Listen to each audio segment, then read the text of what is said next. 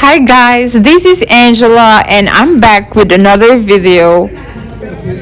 Today, ang final show namin sa Fashion Institute of the Philippines,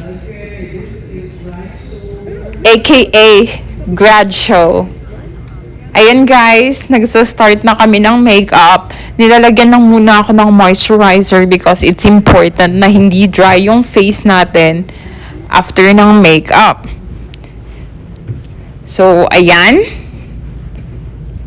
Yung iba sa likod is nagme-makeup na din. And yung other models naman is nagre-rehearsal.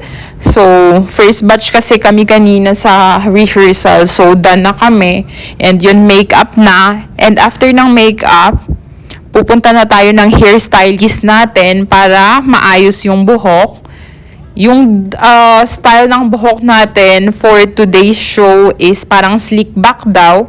So, ayan, tingnan natin mamaya guys kung anong kakalabasan ng hair natin. And marami ding mga gamit sa likod ko kasi nga yun, nakikita nyo yung pink na hat na yan. Susuotin ko yan mamaya for the show. So, for designers, magwo-walk ako for 4 designers tonight. And yun, excited na ako. It's been a long time. Yung last ko kasing walk sa Fashion Institute of the Philippines year 2019 pa. Hindi ko na nga ma-remember yun kasi that was like before pandemic pa. 5 years ago. So, antagal na. And I'm happy na nag-casting ulit ako dito and nakuha ako as one of the models. So, yes. Actually, this is my first show for the year 2024, guys. Kasi nga, hindi talaga ako nag-casting these past 3, 4 years, 5 years. And yes, I don't know, maybe God directed me na parang mag-casting ulit ako. Parang bigla-bigla lang. All of a sudden, weekend, parang nag-decide ako na mag-casting nga ako today. And then, boom! There you have it. May show na ako. So, yes, I'm happy for this opportunity. Thankful ako sa mga designers and also the director ng event na to. And yes, grateful to God talaga. Ayan guys, pinapantay na yung foundation ko. Thankful din ako kasi yung makeup artist may dalang foundation ko kasi minsan, nangyayari talaga na yung ibang makeup artist walang skin tone ko. So, I'm happy na meron siya and ang galing niya. So, yung makeup artist natin is from Makeup Academy Manila ata. So, hindi ko lang kung tama yung name ng academy na sinabi ko, pero yun po.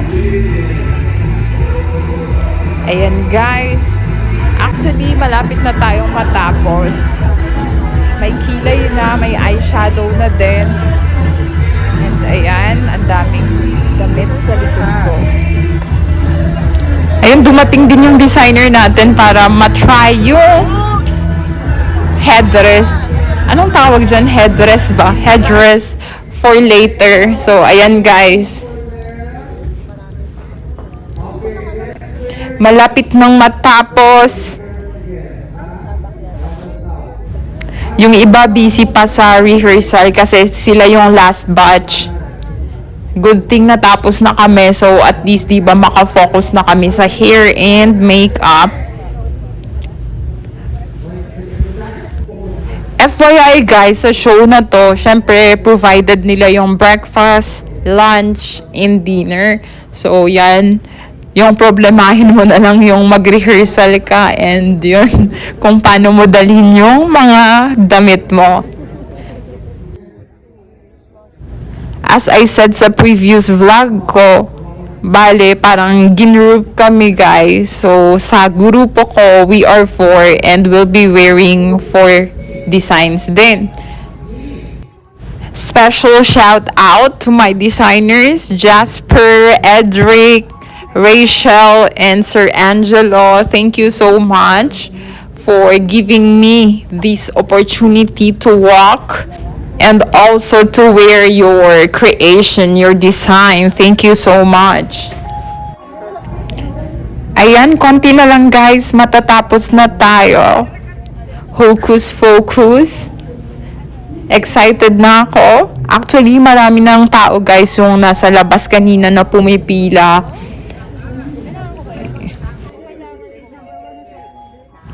Ayan guys, simple makeup lang by the way. And done na kami. So yun, nasa backstage na kami para mag-rampa.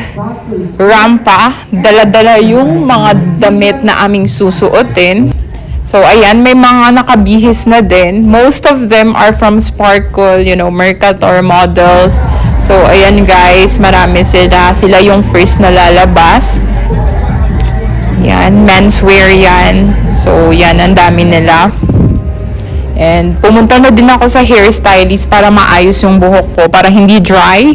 And as you can see, may mga photos din namin with the dress na susuotin. So, ayan guys. And nakasuot na ako ng damit. I'm wearing Rachel De Jesus design. So, yan. Parang yung theme is Egypt ata. So, yun yung Cleopatra, yung peg. And next up, we have for Edric then. We'll be walking for Edric. So, ayan, parang garden, you know, flower designs.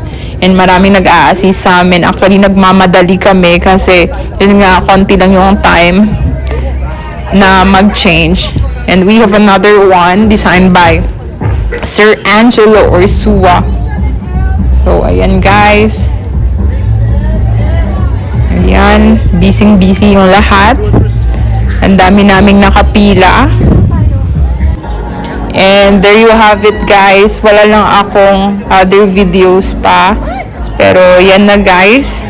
Na-announce na yung parang top 3 ata. And ito yung 5th na design na sinuot ko by Edric. Sinuot ko sa curtain call namin. So, ayan guys. Yan. Diba? And we have another video din ng design ni Sir Angelo Ursua while I'm wearing it. So, ayan guys, nirampa ko. And yung last is yung design ni Rachel De Jesus. So, yan, ang ganda niya, diba? Egypt theme, parang Cleopatra yung peg. And I'm honored to be wearing this design. So, yan lang guys. Thank you so much for watching this video. See you on the next